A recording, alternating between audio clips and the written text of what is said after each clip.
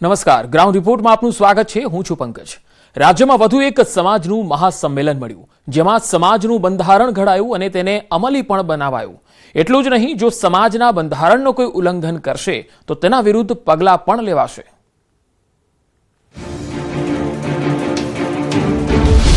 રાજપૂત જાગીરદાર સમાજનું નવું બંધારણ, કુરિવાજોને તિલાંજલિ।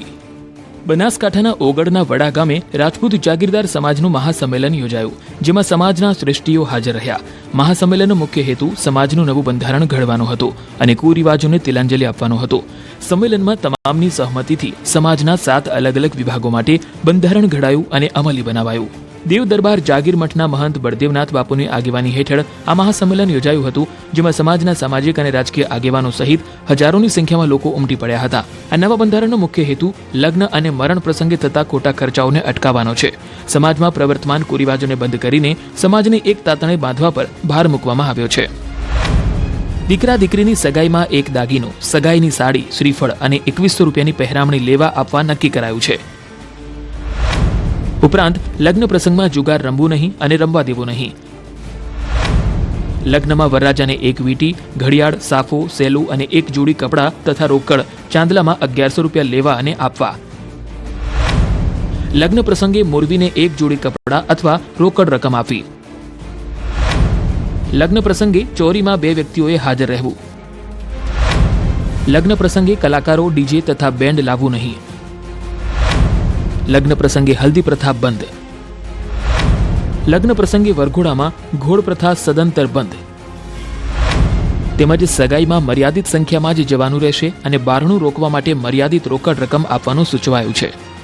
જે અહીંયા તમામ રાજપૂત સમાજના આગેવાનો, સામાજિક, રાજકીય તેમજ વિવિધ સંગઠનો જ્યારે અહીંયા મળ્યા છે અને એમના હોદ્દેદારો સહકારી અને સરકારી ક્ષેત્રના જ્યારે અહીંયા સાથે મળીને એક સંકલ્પ કર્યો છે કે આજનું જે સમાજ સુધારણાનું જે બંધારણ છે એમાં જે નાના મોટા પ્રસંગોની અંદર ખોટા ખર્ચાઓ છે એને દૂર કરી અને જે આર્થિક રીતે સમાજ કઈ રીતનો મજબૂત થાય એના માટે આજે સંકલ્પ કર્યો છે।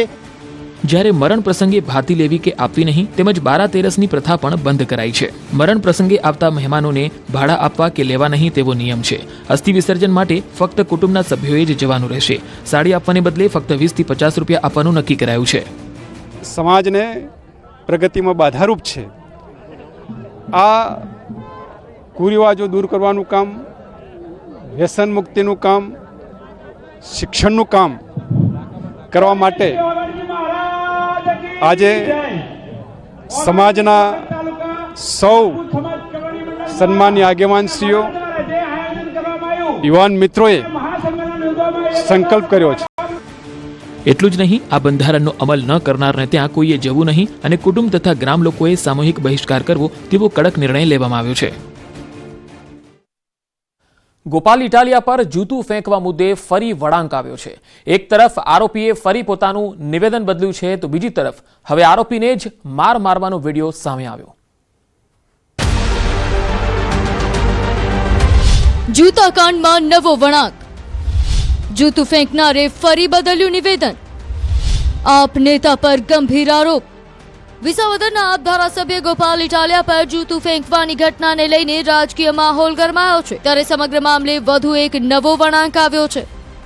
હવે જૂતું ફેંકનારા યુવક પર હુમલાનો વિડીયો સામે આવ્યો છે। વિડીયોમાં જોઈ શકાય છે કે આરોપી યુવક કોઈ સાથે ફોન પર વાતચીત કરી રહ્યો છે, ત્યારે તેની પાસે ઉભો રહેલો એક વ્યક્તિ આરોપીને પાટું મારે છે અને તમાચો પણ ઝીકી દે છે।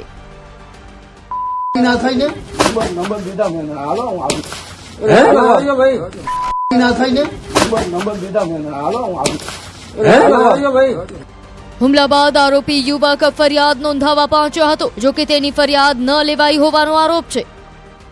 અડધી રાત મને રાખ્યો છે જેલમાં, ત્યારબાદ હું ઘરે વહી ગયો। ઘરેથી થોડોક અહીંયા સવારમાં ત્યાં ભંડુરીમાં હતો ગામમાં, મને થોડીક મારકૂટ કરી લીધી ગામના 3 વ્યક્તિએ। ત્યારબાદ હું અહીંયા ફરિયાદ નોંધાવવા આવ્યો તો કોઈએ ફરિયાદ મારી લીધી નહીં, સવારનો બેઠો છું।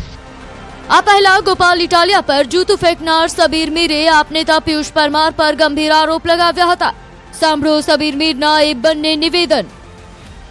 ને આ મને કરાવનાર મારા પિયુષભાઈએ મને કહેવા પ્રમાણે મેં કીધું છે કે ગોપાલભાઈને તું ચંપલ માર, ગોપાલભાઈ થોડાક આગળ આવે એ પ્રમાણે મને પિયુષભાઈએ કેવડાવ્યું હતું એટલે મેં આ કર્યું.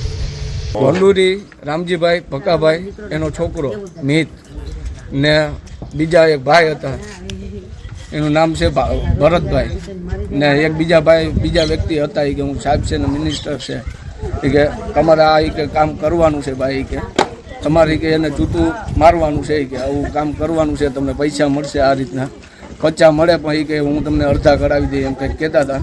એ રીતના મને આ રીતના ઓફર ફેંકીને મને કરાવ્યો આગળ. મને કે આ પી જાવ કે ને પછી કે હાલો તમે કે ધરાડ બેહાડી દીધો મને પીવડાવીને ને આ રીતના મને કામ કરાવ્યું એને. મહત્વનું છે કે સબીર મીરે અગાઉ અન્ય લોકોના નામ લીધા હતા. પોલીસ તપાસમાં યુવક પોતાના નિવેદન સતત ફેરવી રહ્યો છે. સબીર મીરે અગાઉ દાવો કર્યો હતો કે જૂતું ફેંકવા માટે તેને 50,000 રૂપિયાની ઓફર કરવામાં આવી હતી. યુવકના ગોળ જવાબથી રાજકારણમાં પણ સતત ગરમાવો આવી રહ્યો છે. જૂનાગઢના ગઢુમાં આપની ખેડૂત સભામાં જૂતું ફેંકવાનો પ્રયાસ કરવામાં આવ્યો હતો. સભામાં હાજર રહેલા સબીર મીર નામના યુવકે ભાષણ આપવા ઉભા થયેલા ઇટાલિયાની નજીક જૂતું ફેંકવાનો પ્રયાસ કર્યો હતો, પરંતુ જૂતું ફેંકે તે પહેલા જ કાર્યકર્તાઓએ તેને ઝડપી પોલીસ હવાલે કર્યો હતો. હજુ તું બોલી રહ્યો છો, તૈયાર રહેજો. ત્યાં કરી ફોન આવ્યો, હવે કરવાનું છે. બરાબર, કાઈ નહીં, ના મારતા નહીં ભાઈ, કોણ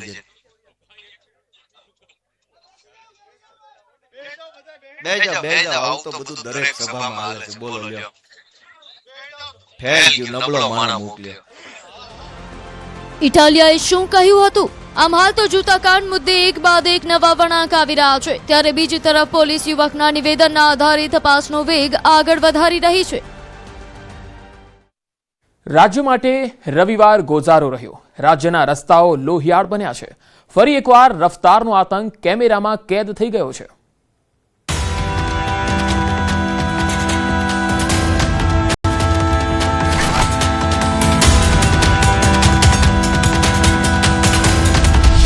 ગુજરાત માટે ગોઝારો રવિવાર. શહેર રફતારનો કહેર. ઝડપની મજા બની મોતની સજા.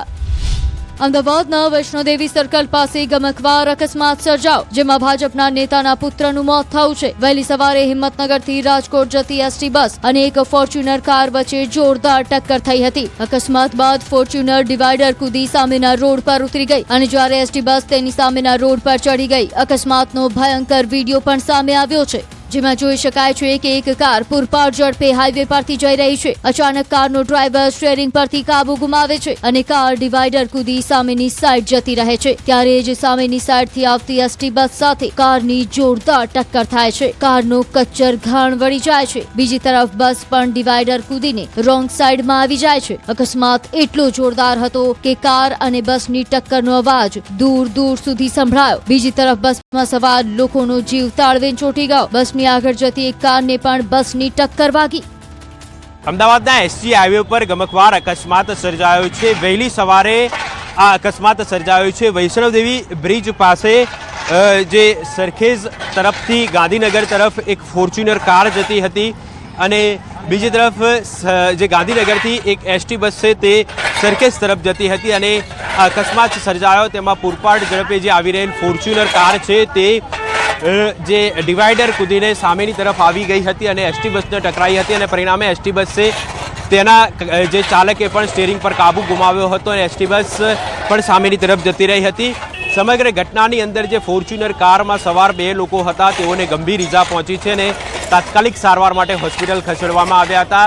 તો બીજી તરફ ઘટનાની જાણ થતાં પોલીસ પણ તાત્કાલિક ઘટના સ્થળ પર આવી પહોંચી હતી અને આસપાસના જે સામાન્ય ટ્રાફિક છે તેને કોઈપણ પ્રકારની અડચણ ન થાય તેની તકેદારીના ભાગરૂપે અહીંથી જે ટ્રાફિક ક્લિયર કરાવવાની માટેની કામગીરી પણ પોલીસે શરૂ કરી હતી. આ અકસ્માતમાં ફોર્ચ્યુનર કારમાં સવાર યુવકનું મોત થયું છે, જ્યારે યુવતી સહિત 3 લોકોને ઈજા પહોંચતા સારવાર અર્થે ખસેડવામાં આવ્યા છે. ફોર્ચ્યુનર ચાલકે પોતાના સ્ટીયરિંગ પરનો અગમ્ય કારણોસર કાબુ ગુમાવતા તે અમદાવાદથી ગાંધીનગર આવતો હતો. તે ડિવાઈડર કૂદાવી અને ગાંધીનગરથી અમદાવાદ જતી એસટી બસ સાથે અથડાયેલ અને જે કારણે આ ગંભીર અકસ્માત બનવા પામેલ છે.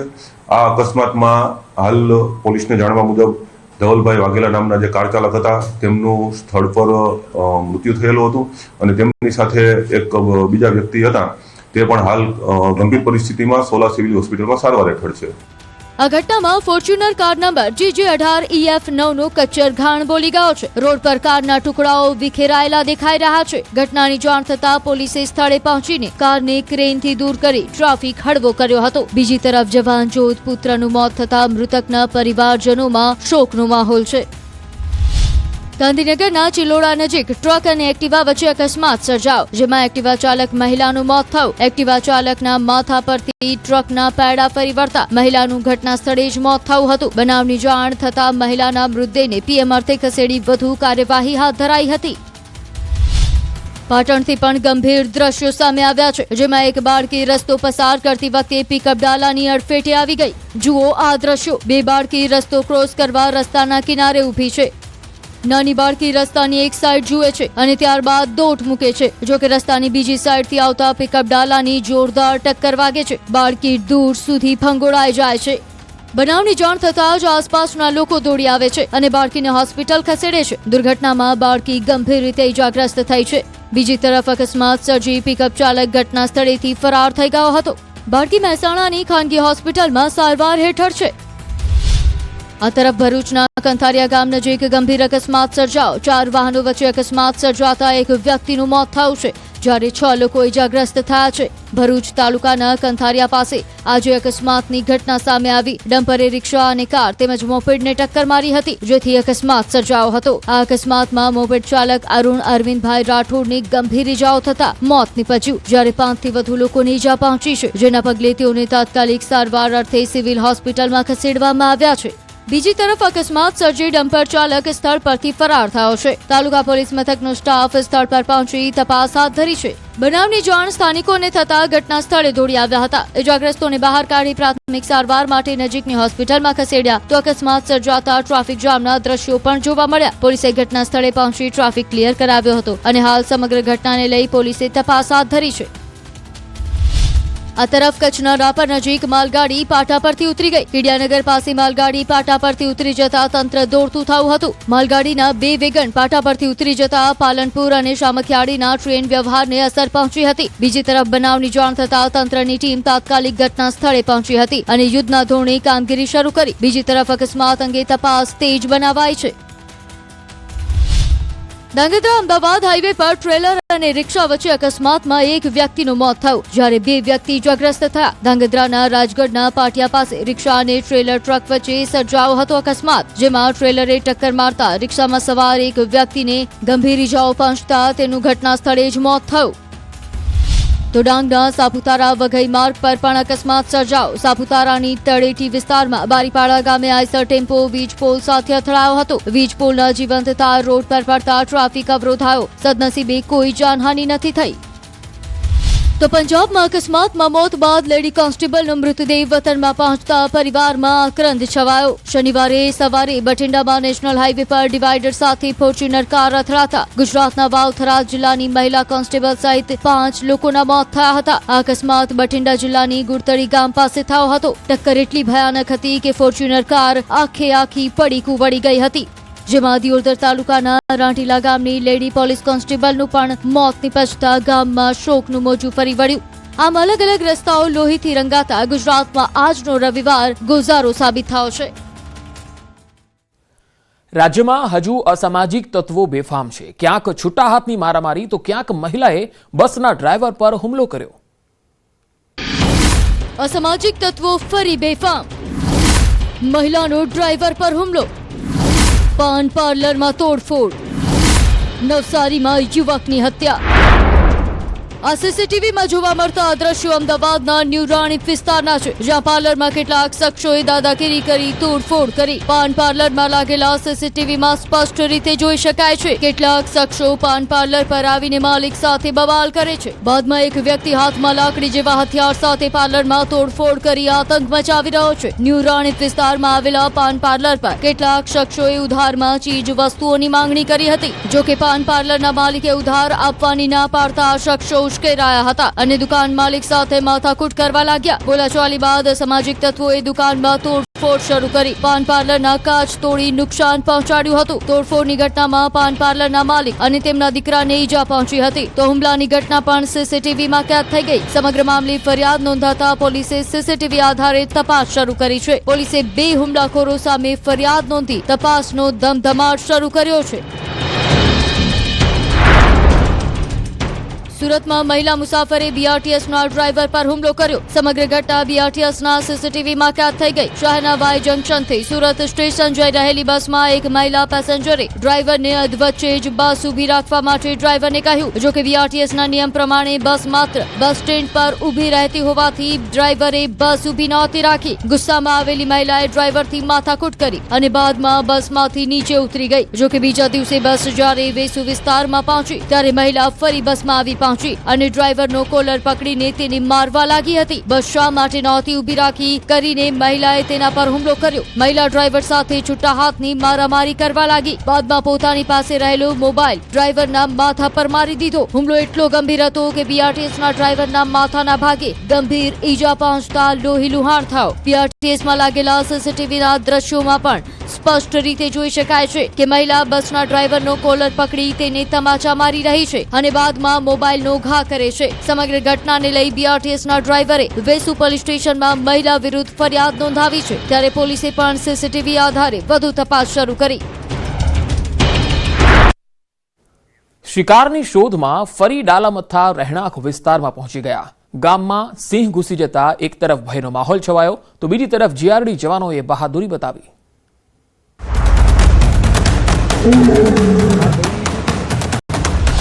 4 પગનો આતંક. શિકારની શોધમાં આવ્યા ડાલામથ્થા. અમોદરામાં ફરી સંભળાઈ સિંહની ડણક.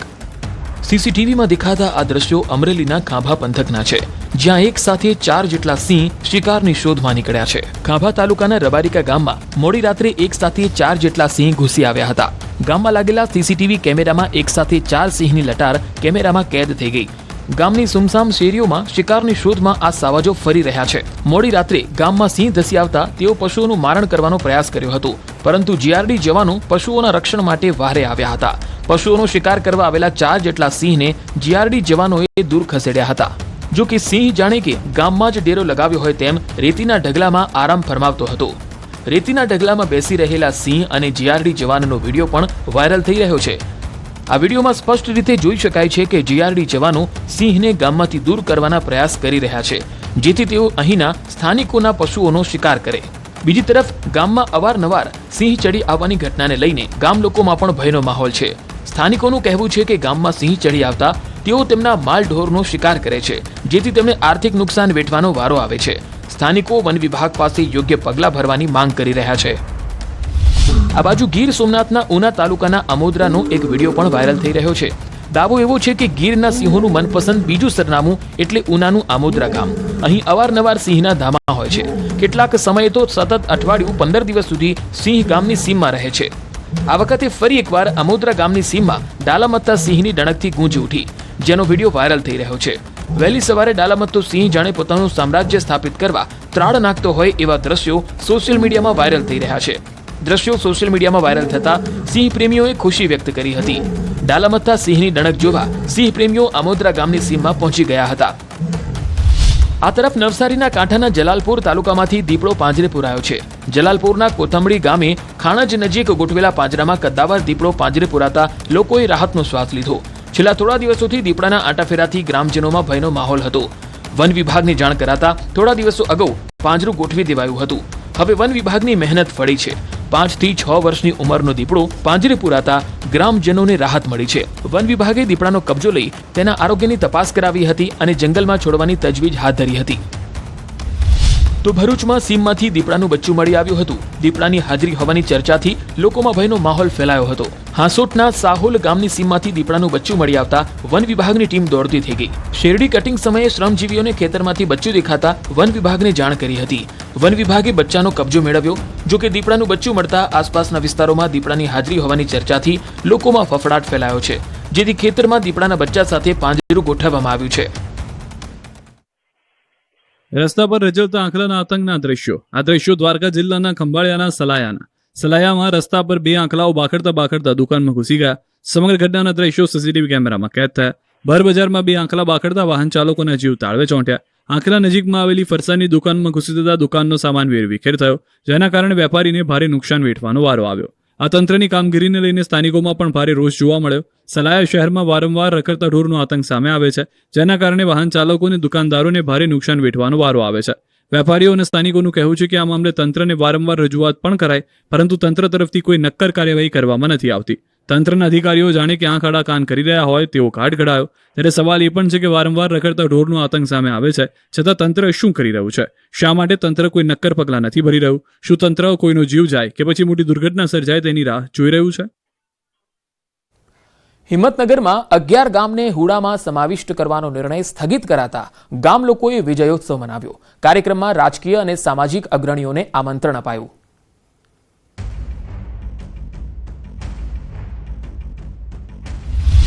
108 દિવસની લડાઈ, ખેડૂતોની જીત. 11 ગામના લોકોએ મનાવ્યો વિજયોત્સવ. સાબરકાંઠાના હિંમતનગરમાં 11 ગામના મિલકત ધારકોએ વિજયોત્સવ મનાવ્યો. ગામને હુડા એટલે કે હિંમતનગર અર્બન ડેવલપમેન્ટ ઓથોરિટીમાં સમાવિષ્ટ કરાતા ગામ લોકોએ 108 દિવસ સુધી લડત ચલાવી હતી. 108 દિવસ બાદ સરકારે નિર્ણય સ્થગિત કરતા 11 ગામના મિલકત ધારકોએ એકત્ર થઈ વિજયોત્સવ મનાવ્યો. મહત્વનું છે કે 108 દિવસના આ આંદોલન દરમિયાન રાજકીય, સહકારી અને સામાજિક ક્ષેત્રના આગેવાનોએ પણ સમર્થન જાહેર કર્યું હતું, જેથી વિજયોત્સવમાં તેઓને પણ આમંત્રિત કરવામાં આવ્યા હતા. 108 દિવસના બહુ લાંબો ટાઈમથી આંદોલન ચાલ્યું, જેથી એકબીજાના જીવમાં જીવ મળી ગયા હતા. આગળ વાત કરું તો આંદોલન સફળ થયું છે. 2027માં સરકાર ફરીથી કોઈ બહારના વ્યક્તિને અહીંયા ઠોપી બેસાડશે તો અમે ક્યારેય સ્વીકારશું નહીં. આ અગાઉ પણ કેટલાક પરિબળો હુડા લાવવા માટે જે મતતા હતા એમને પણ અમે પાઠ ભણાવી દીધું છે. હવે ફરીથી હુડા ના આવે એ માટે અમે આજે હરિયોલ મુકામે અમારા 11 ગામનો વિજય ઉત્સવ ઉજવવાનો નક્કી કરી અને આજે ઉજવાય છે. સાબરકાંઠા જિલ્લાના મુખ્ય મથક હિંમતનગર ખાતે રાજ્ય સરકાર દ્વારા અર્બન ડેવલપમેન્ટ ઓથોરિટી લાગુ કરવામાં આવી હતી, જેમાં હિંમતનગર શહેર આસપાસના 11 ગામોનો સમાવેશ કરવામાં આવ્યો હતો. જો કે અર્બન ડેવલપમેન્ટ ઓથોરિટી એટલે કે હુડાનો ડ્રાફ્ટ પ્લાન જાહેર થતાની સાથે જ હુડામાં સમાવિષ્ટ 11 ગામના મિલકત ધારકોએ અલગ અલગ કાર્યક્રમો થકી વિરોધ દર્શાવવાનું શરૂ કર્યું હતું. 108 દિવસ સુધી અલગ અલગ કાર્યક્રમો થકી વિરોધ દર્શાવ્યો હતો. બાદમાં રાજ્ય સરકારના પ્રતિનિધિઓ અને હુડા સંકલન સમિતિના સભ્યો સાથે ગાંધીનગર સચિવાલય ખાતે બેઠક યોજાઈ હતી અને આ બેઠકમાં હુડા સ્થગિત કરવાનો નિર્ણય લેવામાં આવ્યો હતો. જે પણ મિત્રો અમને આમાં મદદરૂપ થયા હતા, રાજ્ય સરકાર હોય કે અમારી સ્થાનિક નેતાગીરીમાં જે પણ નેતાઓએ મદદ કરી હતી, એ તમામને બોલાવીને એ સૌનો જાહેરમાં અમે જાહેર મંચથી એમનો આભાર પણ માન્યો અને અમે આજે વિજયોત્સવ મનાવી રહ્યા છીએ. 11 ગામ સાથે મળીને આજે જમણવાર જમી પણ રહ્યા છીએ, લાપસીના એધાણ પણ મુકાયા છે અને લાપસી પણ ખાઈ રહ્યા છીએ. અને આગામી દિવસોમાં હિંમતનગરની અસ્મિતા માટેની લડાઈ આ હુડાના 11 ગામ અને આખો તાલુકો સાથે મળીને અમે લડવાના છીએ. સામાન્ય રીતે કોઈપણ વિસ્તારને યુડીએ એટલે કે અર્બન ડેવલપમેન્ટ ઓથોરિટીમાં સમાવેશ કરવામાં આવે તો ત્યાંના રસ્તા, ગટર, લાઇટ વગેરેનો વિકાસ થાય છે. સત્તામંડળના અધિકારીઓ નગર આયોજન પ્રવૃત્તિઓમાં રાજ્ય સરકારો સાથે કામ કરે છે, પરંતુ વિરોધ કેમ? આરોપ છે કે જે તે ખેડૂતની 100% જમીનમાંથી 40% જમીન પોતાની સહમતિથી યુડીએને સોંપી દેવી અને એનું કોઈ વળતર પણ નહીં, કારણ કે એમાં વળતરની કોઈ જોગવાઈ નથી. એટલે હિંમતનગરના ખેડૂતો અને નાગરિકોએ વિરોધ કર્યો અને ભવિષ્યમાં પણ હુડા ન આવવા દેવાનો સંકલ્પ લીધો. વડતાલ ધામમાં લીંબુ મરચાના અથાણાની 200 વર્ષ જૂની પરંપરા આજે પણ જળવાઈ રહી છે. દર વર્ષની જેમ આ વખતે પણ 1 લાખથી વધુ કિલો અથાણું બનાવાયું છે.